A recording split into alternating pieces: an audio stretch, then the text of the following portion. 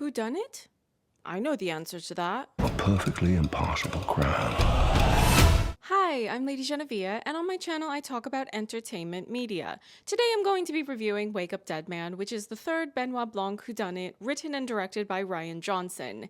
If you are even a semi-regular viewer of my channel, you will know that I've been a fan of this series since the first one released in cinemas and played for a solid 4 months. Remember when that was the standard model of release, instead of a tiny limited theatrical release and no physical media release afterwards? Ugh. But anyway, now we have the third film out for people to track down and watch before the wide streaming release, and I'm going to share some of my thoughts. Wake Up Dead Man is a more somber, dramatic affair than its predecessors, but its greatest strength is Josh O'Connor's emotional arc and the deeper themes enmeshed within it. The first part of this review is going to be minimal spoilers, and then we will do a full spoilers section for those of you who have already seen the film and are ready to talk about some details of the who and why of this whodunit. Going into watching this third film, I guessed that it was going to be my third place of the 3, and that ended up being true. The first 2 for me are 5 stars, endlessly rewatchable, just an all-around fabulous time that I love to revisit. They're both the types of films to end up not just in my top 10 of the year, but my top 5. Wake Up Dead Man, on the other hand, is currently sitting in my top 20 of the year. That's still high when you take into account the fact that I have over 100 films currently on my 2025 list that I am keeping track of myself so that I will know which films I want to share in my top 10 video of the year that I will be doing next month. A fair bit of my critiquing of Wake Up Dead Man and the ways that I have less enthusiasm for it very much are entangled with the fact that I rate those first 2 films as highly as I do. If this film were just an isolated work of art that was released into cinemas and I went and saw it and reviewed it, I would probably still rank it at the same place in my 2025 list, but the tone of my delivery might be a bit less harsh because I wouldn't be comparing it to 2 5-star films that are among some of my favorite things to rewatch from the last couple of years. That doesn't mean that I think Wake Up Dead Man doesn't have its own merits, but I just want to contextualize the opinions I already had going into watching this film so that you can better gauge whether or not you might enjoy this and to what degree. In this third film, we follow a new story with a new band of characters. When young priest Judd Duplessis is sent to assist charismatic firebrand Monsignor Jefferson Wicks, it's clear that all is not well in the pews. After a sudden and seemingly impossible murder rocks the town, the lack of an obvious suspect prompts local police chief Geraldine Scott to join forces with renowned detective Benoit Blanc to unravel a mystery that defies all logic. One of the things that makes this film different from the first 2 is how much time we spend with the main character of the new story. That character being Judd, played by Josh O'Connor. If you're a fan of Josh's work as an actor, automatically I would say that you're more likely to enjoy this film because of how much material he's given to work with and how compelling his performance is. It's a film about faith, but not in a way that insists upon imposing a particular religious doctrine on the audience. It could just as easily be about interrogating your own moral compass, institutions or figures with a lot of power, and how and why they go about obtaining that power. The increased focus on the main character of this film's new ensemble is one that works for its story, but I personally would have preferred to see more of Benoit Blanc. To some extent, he feels slightly secondary in this narrative, at least compared to the first 2. There's more or less an entire act of the story that happens before Benoit Blanc shows up and gets really involved in the story. Now, I need to make it clear that I'm one of those people who will say things about wanting there to be 10 or 20 more of these Benoit Blanc whodunits. If you really want there to be several different whodunits that will be written and directed by the same filmmaker, they cannot all follow the same formula. Now, when I keep that in mind, I'm fine with the diversions this film takes from certain conventions that were established in the first 2 films, including the fact that Benoit Blanc took ages to finally show up and get truly involved in the story. But also the fact that this ensemble doesn't feel as strong or engaging to watch overall as the ensembles from the first 2 films. Part of that comes from the difference in the premise. In the first film, we had an ensemble that was largely comprised of members of a family, and in the second film, it was members of a friend group. In this third film, the thing that ties these folks together is that they're all members of the same church, either as people who attend the church or work for the church. They know each other to varying degrees, but they're not quite as enmeshed in each other's lives to where you would have as many side pairing or clusters, which would set up the characters to have interesting or entertaining interactions with one another. Beyond that, multiple characters in this third ensemble fell flat. Overall, they're not as memorable or engaging to watch compared to the first two films. Now, that being said, this ties back to the point I made about how my judgments are more harsh in certain ways, specifically because I have those first two films that I'm inevitably going to make some comparisons to. If this was just an isolated film as opposed to the third film in the series, you wouldn't have a built-in expectation that roughly 10 or so characters are all going to be iconic and highly memorable and really pop on screen. Oftentimes, when you watch a new film, it's just a handful of characters at the top of the call sheet that are going to make a real lasting impression on you. I don't think I can offer much feedback about more of the ensemble beyond Josh O'Connor, who is the main character, because then you start to get into potentially spoiling things. So what I will say is that overall, despite this being my third place of the three, this is still another solid whodunit. I think Rian Johnson is more than capable of continuing to come up with new ideas for new mysteries, and I do hope that he will, in fact, continue to make them. The recurring point I've heard is that Daniel Craig is willing to do Benoit Blanc whodunits as long as Rian Johnson is the one making them. So if the ideas are there, please make more and put them back in the cinema for a proper theatrical run and physical media release afterwards, the way that things should be. Now, who wants to go first?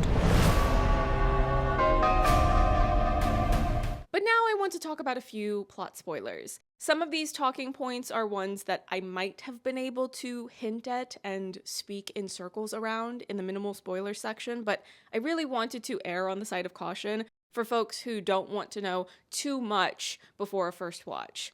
But now I can air out one of my most significant grievances with this film, which is that I knew who the main character and the killer was before I had even seen the film, and that was simply from the billing order. I recorded a small bit of me discussing this before I saw the film to put my theory on video in case I ended up being correct, so let me play that and then I will return to talk about this issue. Today is November 22nd. I have already pre-ordered tickets to see Wake Up Dead Man at the cinema since, of course, I'm going to review it, but I also wanted to document my theory that I've had for a while now. If you look at the list of names on the Wake Up Dead Man cast, and in particular the order of their listing, I feel like even without having seen the film yet, without going and digging online to see if plot spoilers have leaked, I think that by simply knowing the two film patterns that span the first two Benoit Blanc whodunits, you can figure out the Wake Up Dead Man ending, namely the who of the whodunit. Now, this is a pattern I noticed when I was covering Glass Onion here on my channel. The top billing in any Benoit Blanc whodunit will always go to Daniel Craig because he's Benoit Blanc, and he's the one character that will be in every one of the whodunits Rian Johnson is making in this series. But moving past that top billing, the second and third spots in the billing will include the who of the whodunit, that being the killer, and there will also be our heroic girlie that the audience is going to root for, while the vast majority of the rest of the ensemble will ostracize them. In Knives Out, we had second and third billing given to Chris Evans and Ana de Armas. Chris Evans was the who of the whodunit, and Ana de Armas was the heroic girlie that the audience was rooting for, even when she thought she was the killer, because at that point in the story, she believed that she had accidentally killed Harlan Thrombey. The larger Thrombey family mostly ostracized Marta because they regarded her as the help, an outsider to the family, and they're also, to varying degrees, bigots. In Glass Onion, second and third billing is given to Edward Norton and Janelle Monáe. Edward Norton is revealed to be the who of the whodunit because Miles Braun is an idiot. Miles Braun is an idiot. Janelle Monáe was one of the murder victims, but she was also the heroic girlie the audience roots for because she's playing the twin sister trying to get answers about who killed her sister. She wants to right the wrongs that were done to her sister even before then, where her ideas and company had been stolen from her by Miles Braun. Andy was ostracized by the group because they decided to align themselves with Miles for financial gain, and they also ostracized Helen during this island getaway because they believed that Helen was Andy. This brings us to Wake Up Dead Man, where in the second and third billing, we have Josh O'Connor and Glenn Close. Now, in the trailer, we see that Josh O'Connor is the main suspect. Thus, he would presumably be the one that gets ostracized by much of the group and make him the heroic girlie. Josh O'Connor being a heroic girlie feels right to me.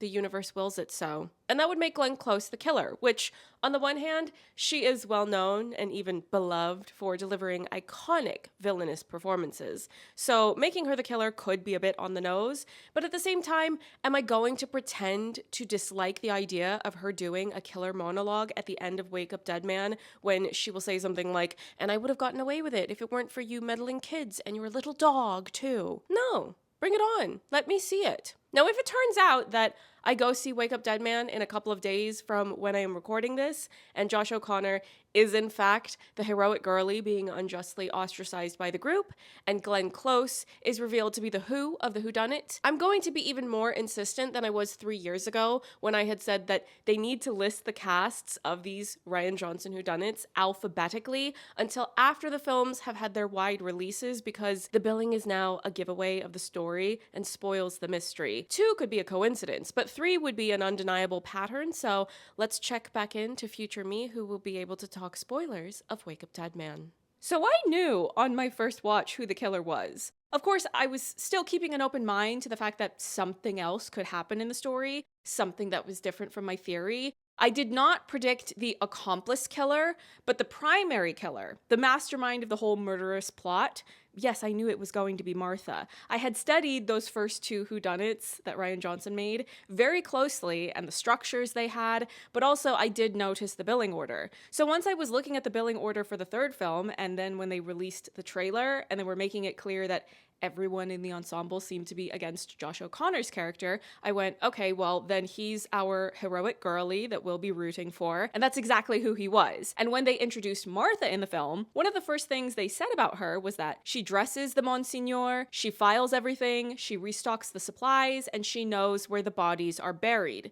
So I went, okay, she did it. Mind you, the Monsignor wasn't even dead at that point in the film. When they got through another couple minutes, it was very clearly established that Martha was an extremely religious fundamentalist sort of person. She's devoutly religious, and that's who she authentically is.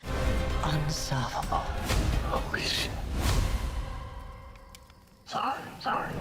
However, the first real introduction we got to the Monsignor was him giving confession to Judd, and he was saying that he coveted others for their wealth, luxury items, and for their power.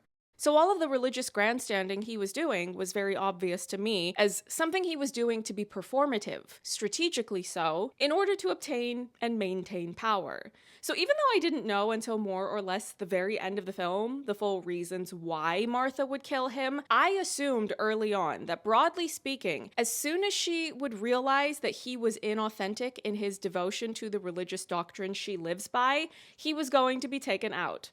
And that's more or less exactly what it ended up being. He wanted wealth and power and was about to make moves to get a whole lot more of that, and that's when she countered his moves so that he would be taken out. I more or less said this in the aftermath of the second film, but I will say it again now with more intensity.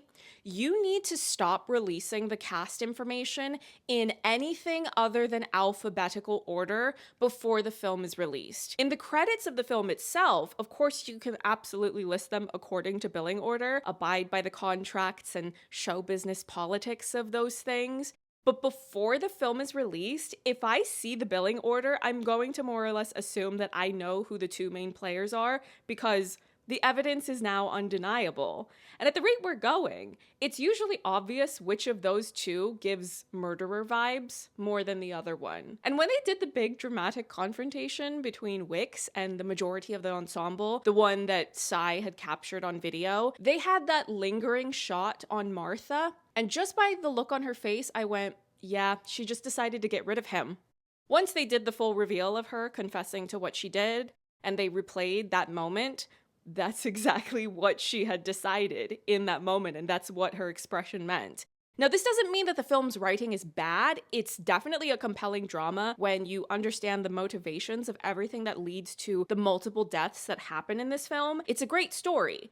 but I did feel deprived of the opportunity to engage in the mystery of the story the way that I did with the first two films, simply because the marketing refused to be sensible. I didn't even go looking for a bunch of interviews regarding this film beforehand because I assumed that something would be given away. The only promotional material besides the teaser and the trailer that I saw for this film was a clip of Josh O'Connor cradling a puppy and Rian Johnson complimenting rom-coms. So clearly the algorithms that I loathe 99% of the time are in fact effective at stalking me and knowing what gets my attention. Cute animals and fictional romance.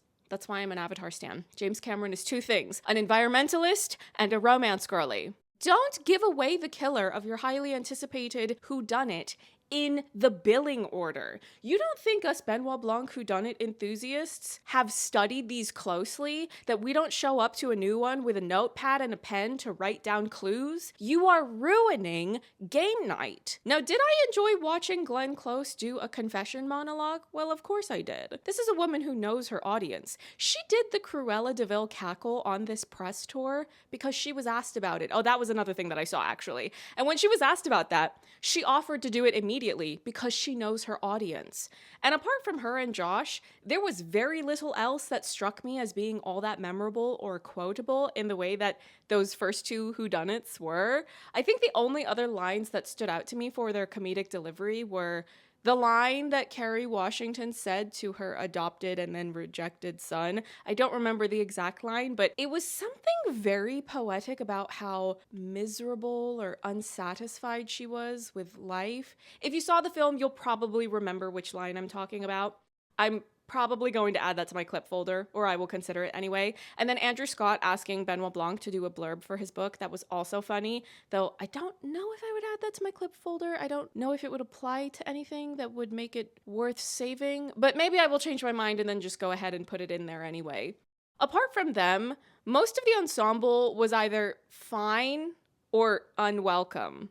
And when I say that they were unwelcome, what I mean is that I found myself exasperated by how unremarkable and unmemorable they were, how some of them fell so far below the high standards set by the first two films. It's not about likability, that's not what this is. You want to have people that are morally dubious or even repugnant, or else you won't believe them to be a viable suspect in the larger mystery playing out on screen. If it wasn't for the few people who were exceptional in this film, and if the story wasn't as well thought out and interesting as it was, I would not have rated this film as high as I did. Stop! Here's what's gonna happen. Benoit frickin' Blanc and I are gonna ask you all some questions, and you're gonna answer them. We're gonna get to the bottom of who killed Monsignor Wicks and why, and then that's it. Now that I can talk about spoilers, I would like to share a few thoughts about the story. When you look through the first two films, there was always a lot of political commentary. They were stories that tapped into the political climates of the time that they were written and released. Rian Johnson said, "The first one is set in the wake of the 2016 election, and it's partially about the then new breed of culture war and politics entering into a family unit. More than that, though, fundamentally it's about money. It's about what happens when money enters and poisons family relationships." And then in regards to Glass Onion, he says, "The second film was more for me about wealth and friendship and how those two things are possibly incompatible. Or not incompatible, that's dark, but how they can sometimes work to cross purposes." What I would add to that is how a lot of people related Glass Onion, and its killer in particular, to be a call-out of tech billionaires. So when you have these stories that are repeatedly calling out certain political topics and unjust things in this political landscape, the third film in many ways comes across like a comparatively more cynical perspective on just how much hasn't changed or improved since those first two films were made, and yet it's also trying to still find hope and the will to be good and just, despite the temptation to act otherwise. Rian Johnson says about Wake Up Dead Man, "This one's about religion and faith, and it's set in a Catholic church. I grew up very Christian, evangelical Protestant. The Catholic Church has the best production design, but the story itself is very much about the evangelical church that I grew up in. That's part of why Wake Up Dead Man was such a difficult script to write. I wanted it to be about faith, and I wanted it to reflect my experience with faith. I'm no longer a believer now, so I have a complex relationship with it. And I wanted it to not just try and not offend anybody. I wanted to actually talk about faith and Christianity in America and in society and in politics in 2025. But I also wanted the movie to have a generous spirit to it. I didn't want it to just be wagging its finger at one side or the other. To do all of that in a big, entertaining murder mystery was a challenge. I'm not a theologist by any means, so I'm not the right person to include highly detailed aspects of religious doctrine into my impressions or analysis of this film, but there was a lot of compelling material that related to how this film talks about religion as a framework for the differences between people who prioritize money and power, that would be Monsignor Wicks, people who care about forcing a high control system onto everyone, that's Martha, versus people who genuinely want to build community and care for others. That's Judd. Even if you're not religious, I think it's easy to watch the power dynamics and conflict that happens within this small Catholic church in this story and apply it to something like politics.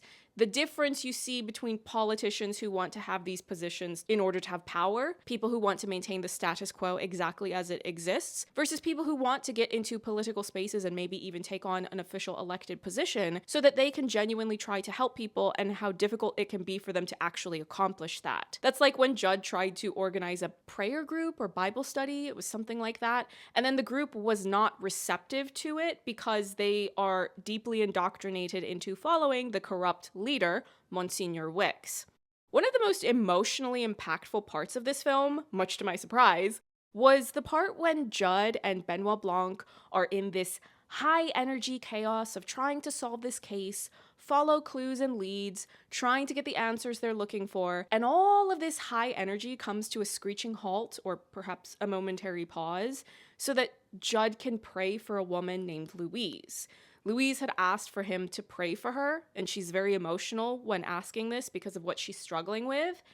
And he does that, genuinely. I don't need to be religious to understand what that means in the larger themes and messaging of the film. It's a stark contrast between Judd taking time to do this when he's in the middle of trying to save himself from the false accusations of being a murderer, compared to Monsignor Wicks, who deliberately antagonizes newcomers to his church so that he only has a curated group of the most dogmatic supporters in his circle, and also scamming a disabled woman with false promises of being able to magically heal her of her chronic illness. That's the type of person he is. And the fact that Judd's consistent efforts to try to be good, to try to do the right thing, to be as selfless as he possibly can, that has enough of an impact on Benoit Blanc, a man who is adamant the entire time that he's not religious, he doesn't believe in a deity. Blanc was so impacted by the goodness of Judd that he was willing to let a religious fundamentalist murderer make her own confession before she dies from poisoning herself. It's a good story. Was the more petty side of me annoyed that I didn't get to see Benoit Blanc do his complete grand reveal monologue? Sure. But I'm also someone who wants lots of these to be made, as I've repeatedly said. So I have to hope that there will be other opportunities in the future for Benoit Blanc to get to do that. We had another great story. We got Glenn Close doing a "This is why I killed Josh Brolin" monologue. And you know what? The fact that she killed Josh Brolin and Jeremy Renner, of course I still like this movie. You can call it murder. I will call it community service. She's a good woman. What did she do that was so wrong? Be a bit too judgmental? Stupid. Ignorant like a child. What I took away from this film is that you don't snitch to weird religious power freaks. You don't have to keep everything bottled up if it's really bothering you, but if you're going to open up, you need to do so to someone with high emotional intelligence and a strong moral compass. As I've said, overall, this is a very compelling story. Josh O'Connor carried most of this movie. Glenn Close was also excellent, just as I would have expected her to be. The ensemble overall is not a particularly memorable one, but it's still a solid installment in this series. And I stand by my desire for 10 more of these Benoit Blanc whodunits.